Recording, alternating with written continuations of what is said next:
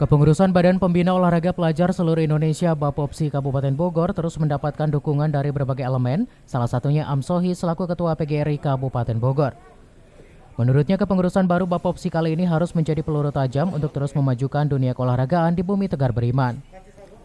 Selain itu, pengurus baru juga diharapkan mampu merangkul semua pengurus atau sayap Bapopsi yang ada di kecamatan-kecamatan agar bisa mencetak talenta-talenta potensial dari wilayahnya.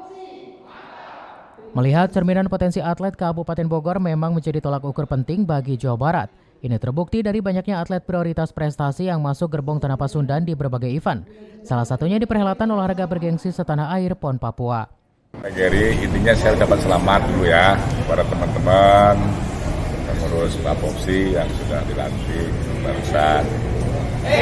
Harapannya tentu saja sebagai Gary Kabupaten Bogor, karena Bapopsi itu kan tidak lepas dari para pelajar ya, yang kita jelas binaan para guru dalam hal ini anggota PGRI. Jadi kami sangat mendukung kepada pengurus Bapopsi dan PGRI siap mendukung. Dari Cibinong, Cafi Alfi Adrian melaporkan.